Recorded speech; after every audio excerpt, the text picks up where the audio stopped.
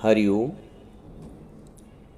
एक दीप का प्रकाश फैले तो उस प्रकाश को फैलने से पहले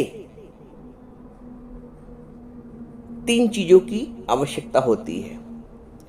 प्रकाश प्रकाश के रूप में फैले, प्रकाशित हो प्रकाश, उससे पहले तीन चीजों की आवश्यकता होती है। पहला, मिट्टी का दिया, मिट्टी का दिया। दूसरा, रुई की बाती। और तीसरा, तेल। ये तीन चीज जब इकट्ठा होती हैं, इनमें आपस में सामंजस्य होता है, समन्वय होता है, तब एक दीप का निर्माण होता है। इन तीनों चीजों के मिलने से एक दीपक का निर्माण होता है।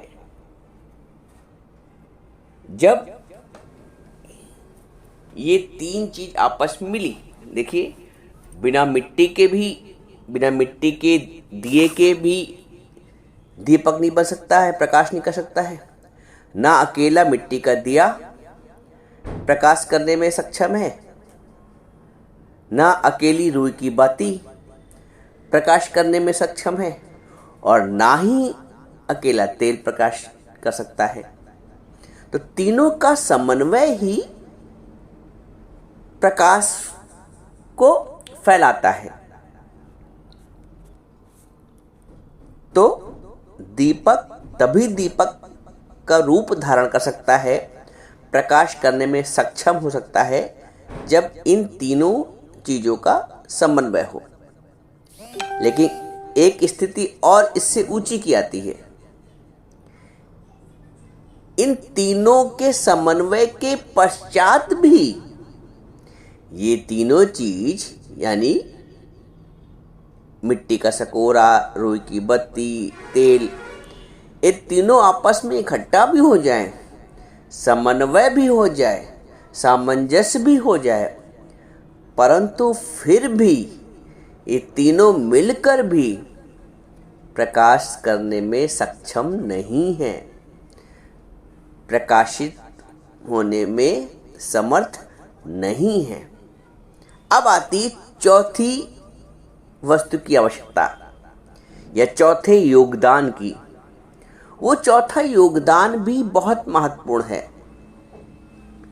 वो चौथा योगदान है माचिस का, एक प्रज्वलित लव का। जब तक एक प्रज्वलित लव उनके समक्ष नहीं आती है, उनके संपर्क में नहीं आती है, उनसे तादाद में स्थापित नहीं करती है, तब तक वो तीनों चीज दीपक बनने के पश्चात भी प्रकाशित नहीं कर सकते हैं प्रकाश को। उसके लिए आवश्यकता है चौथे योगदान की, और वो चौथा योगदान है माचिस का, एक प्रज्वलित लव का। अब इसको हम एक आध्यात्मिक दृष्टिकोण से समझते हैं। यहां ये जो मिट्टी का सकोरा है, दीपक, ये मिट्टी का सकोरा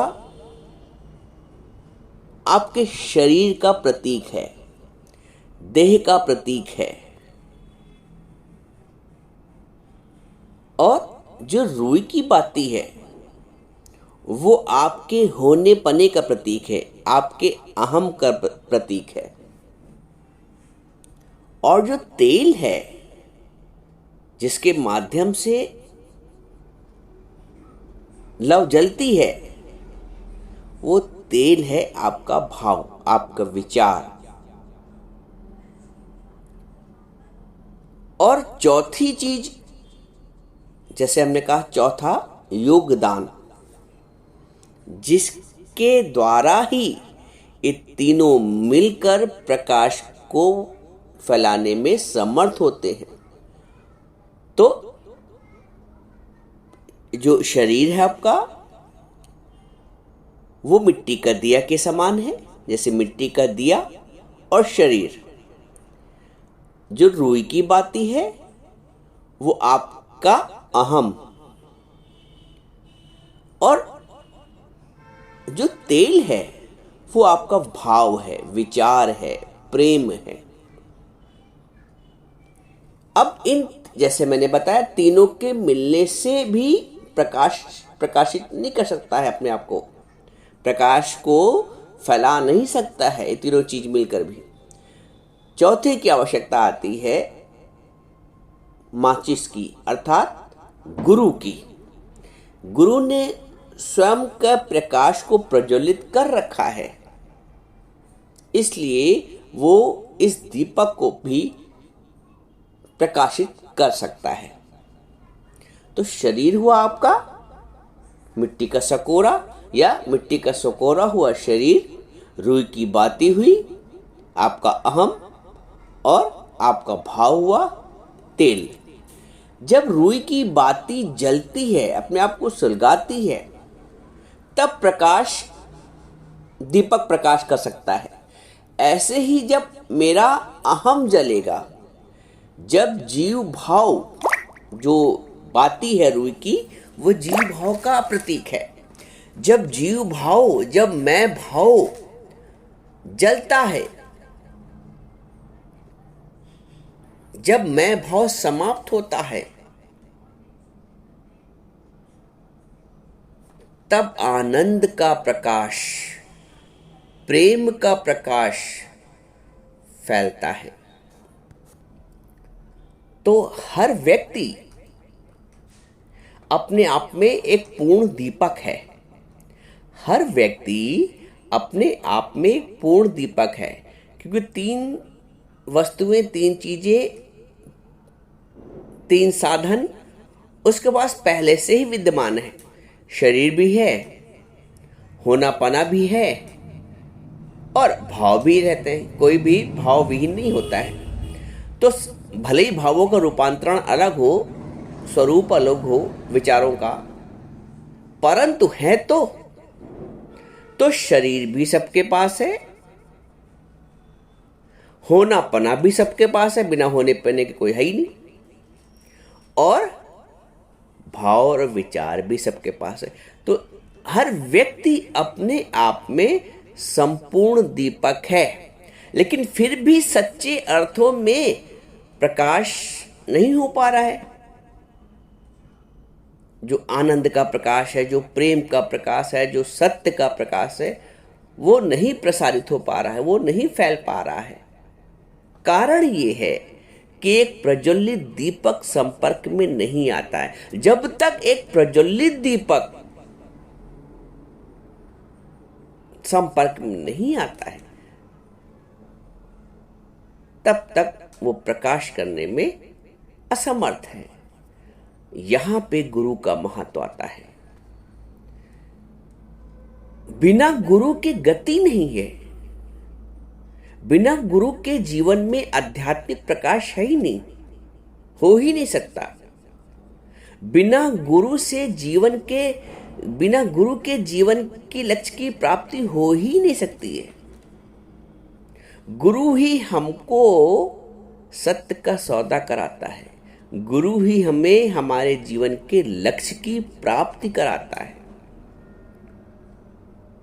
जो निगुरा है, अर्थात जिसने गुरु नहीं किया है, वो अपने लक्ष्य को प्राप्त नहीं कर सकता है। नारद जी को निगुरा बोला जाता था। वो भले ही भगवान उनके समीप है, उनके साथ हैं, उनके समक्ष हैं, परंतु फिर भी क्योंकि गुरु का अभाव था जीवन में, इसलिए उनको निगुरा बोला जाता था। सबने गुरु किया। आदि गुरु शंकराचार्य जी ने भी गुरु किया, भगवान राम ने भी गुरु किया, भगवान कृष्ण ने भी गुरु किया, कबीर ने भी गुरु किया, रामकृष्ण परमहंस ने भी गुरु किया। गुरु ही आके जीवन में, क्योंकि गुरु प्रज्वलित लौ है, गुरु स्वयं से प्रकाशित है, इसलिए वो हमको प्रकाशित कर सकता है। इसलिए जीवन में एक सच्चे गुरु का, जिसने अपने अहम की बाती को सुलगा दिया है, जिसने अपनी अहम की बाती को पहले ही प्रज्वलित कर दिया है, वो हमारे जीवन में आकर हमारे अहम की बत्ती को, अहम की बाती को सुलगाता है। और फिर जब तेल, दीपक, मिट्टी का सकोरा और बाती का समन्वय अपने लक्ष्य की प्राप्ति करता है। दीपक का लक्ष्य क्या है? दीपक का लक्ष्य है प्रकाशित करना, प्रज्वलित होना, अंधकार को दूर भगाना। हम सब का भी वही लक्ष्य है। हम सब दीपक हैं, हम सब पूर्ण दीपक हैं।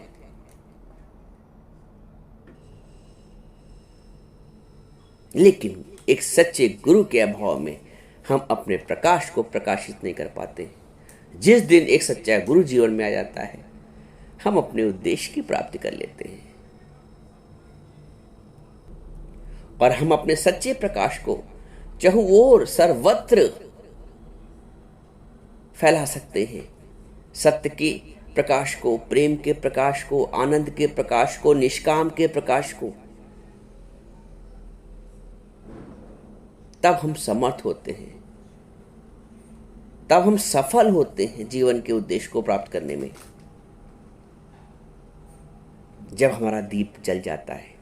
और एक बात और समझिए, दीपक के जलने के बाद एक स्थिति पांचवी भी आती है। अब आप पूछेंगे अब पांचवी स्थिति क्या? दीपक तो जल गया, उसने अपने प्रकाश को प्रकाशित कर दिया, उसने अंधकार को दूर भगा दिया। अब पांचवी स्थिति क्या? नहीं, एक पांचवी स्थिति भी बहुत आवश्यक है।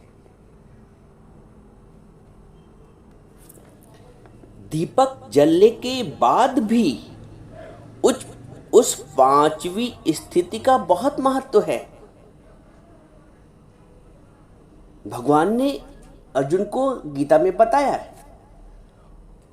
वो पांचवी स्थिति क्या है? पांचवी स्थिति वो है जो उस दीप को, उस प्रज्वलित लव को प्रज्वलित बनाए रखे देर काल तक, यानी कि उस दीप को बुझने न दे। ये पांचवी स्थिति है। दीप जलता रहे, दीप बुझने ना पाए। जला हुआ दीप जलता रहे, बुझने ना पाए। वो पांचवी स्थिति है वायु रहित स्थान। अगर वायु चल रही है तो दीपक ठंडा हो सकता है, दीपक बुझ सकता है, लेकिन नहीं, वो पांचवी स्थिति की भी बहुत आवश्यकता है। यथा दीपो निवातस्थो नेंगते सोपमा स्मृतः योगिनो यच्चित्तस्य युञ्जतो योगात्मनः। जिस प्रकार वायु रहित स्थान में स्थित दीपक चलायमान नहीं होता है। अगर वायु चल रही तो दीपक चलायमान रहेगा, बुझ सकता है। लेकिन जिस प्रकार वायु रहित स्थान में दीपक चलायमान नहीं होता है, वैसे ही उपमा परमात्मा में ध्यान लगे हुए योगी के जीते हुए चित्त की कही गई है। आपने जो प्रेम का दीपक जलाया है अपने तीनों साधनों से और गुरु के संपर्क में आके चौथे साधन से, तो उस दीप का प्रकाश प्रकाशित ही होता रहे देर काल तक, उसके लिए आवश्यकता है पांचवी स्थिति में आने की। पांचवी स्थिति है वायु रहित स्थान। यथा दीपो निवातस्थो नेंगते सोपमा स्मृतः। वो वायु रहित स्थान का मतलब वैराग्य की स्थिति। वैराग्य की स्थिति का मतलब जब हमको कोई डामाडोल ना कर सके, बाहर की हवाएं, बाहर का मान अपमान हमारे प्रकाशित प्रकाश को बुझा ना सके, बाहर के कहे हुए शब्द हमको उद्वेलित ना कर सके, बाहर के भोग पदार्थ हमको चलायमान ना कर सके, बाहर की निंदा और स्तुति से हम प्रभावित ना हो। वो है चौथी, पांचवी स्थिति। वो है वायु रहित स्थान, वो है स्थिरता।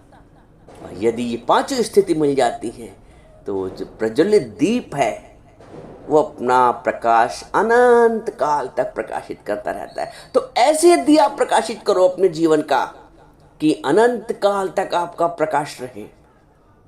2-4 दिन के लिए नहीं, साल में एक बार नहीं, अनंत काल